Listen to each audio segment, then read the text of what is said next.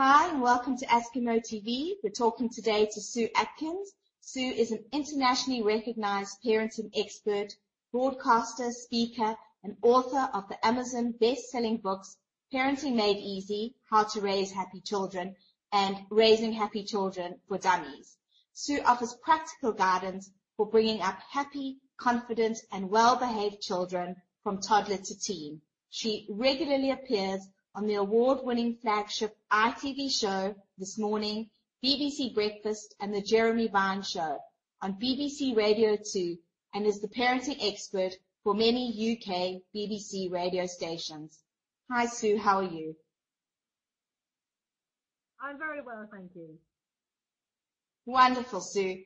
Sue, today we're going to be talking about different messages that we should be telling our children. So I'm going to start off with the topic of talking to strangers. What should we be telling our children about talking to strangers and stranger danger? When is it okay and when is it not okay to talk to a stranger? Yes, it's a very difficult one because we live in a society where we are creating fear in some ways about strangers. And we need to get that real balance between teaching a child to keep themselves safe and when it is only being friendly and being open and someone's talking to you and you talk back to them. It is quite difficult with very young children. And so I think you have to be very specific about certain things that, you don't talk to people who are going to give you sweets. You never get into a car. When you come from school, unless it's me or I've told you nanny or grandma or childminder is coming to collect you, you never go with a stranger. But again, we don't want to fear and create this enormous fear around strangers. And so, they will also ask you, oh, I see you're talking to the lady in the supermarket, Mummy. You don't know her. So you can model and show them also that, well, it's okay to be friendly to strangers sometimes because that's how we interact and how life is. And it's good to be open and chatty and friendly. But there are certain criteria, like I said, to make sure that you don't go in a car with somebody, you don't cross the road with somebody that you don't know, etc., etc. So be guided by your intuition on how to explain it. And there are lots of great books out there too, in the library or in the shop that have that kind of message. Because then it's a nice, easy way to read a bedtime story that passes across the messages that you particularly want to get across. And, you really don't want to wrap them in cotton wool, but you do need to keep them safe. And, the more stranger danger problems actually is with older children on cyberbullying and all these social media sites, which is, again, a completely different thing. But keeping them safe there is very important, and making sure they know that they keep their privacy settings and that they don't post things that are inappropriate, don't befriend people, and certainly never go and meet someone that you could be talking to on a chat room, because goodness knows who they really are. So you have to show them that, teach them that. And lots of parents of this generation, of course, are not used to 24/7 connection, and are not used to chat rooms and social media and Facebook and all the rest of it. But you can't put your head in the sand. And all you need to do is, I've got some do's and don'ts on my blog all around keeping them safe on the internet, or Google something like that too, so that you are informed without scaremongering, but teaching them how to take care of themselves. And common sense, of course, always prevails. Moving on to the subject of truth and lies. Why do our children tell lies, and how should we react?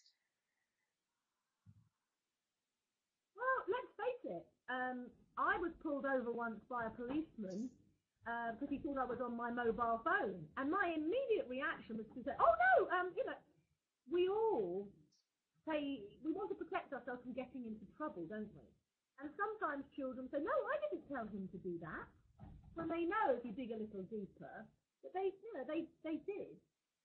Children also, depending on their age, sometimes don't quite know. If they're really, really young, they kind of fantasize, and they're not quite sure what is and what isn't sort of truthful while they're exploring. That's when they're very young, not when they're 14 or 15, I have to say.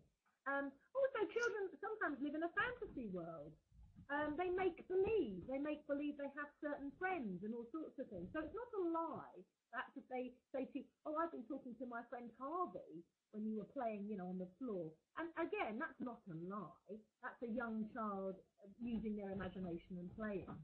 But then you also have to teach your children what is truth and what is a lie, and that it's not okay in your value system to tell lies, and that you'd rather that they told you the truth and perhaps got into a little bit of trouble, but they had integrity.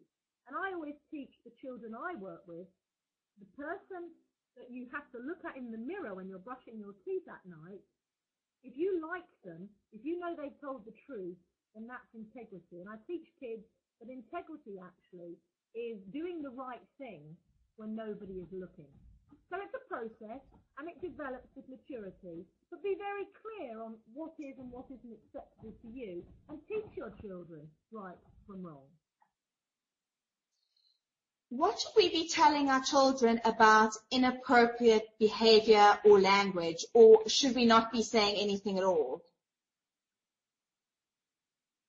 Oh no, we have a job. Our job is to teach, and our job is to talk with our kids about our values.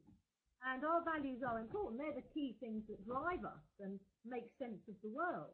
And we have a responsibility to teach our children our values. Now, we all have slightly different ones, but overall, society has general ones. But don't be frightened to be a leader in your family.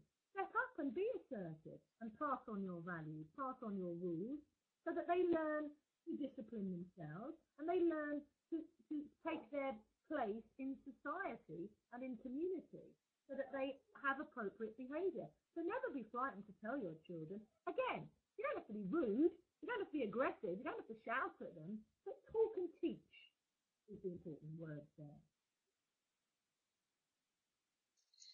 Why is it so important to show your child how much you appreciate them? And how can we do this in a way that's not merely spoiling or overindulging them? Oh, children need to be told all the time how much you love them.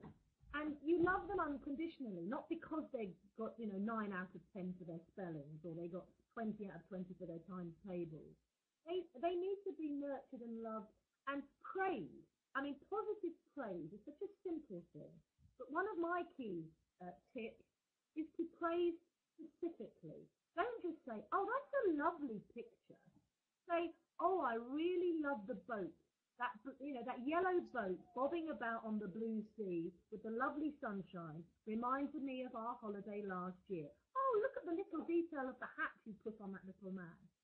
The more specific you can be, the more you will notice your children pump up and feel great and want to, nurture themselves and feel good about themselves. And it's very important because self-esteem and self-confidence means that they grow up able to take risks in life, small risks or large risks, but embrace life and not be frightened of life.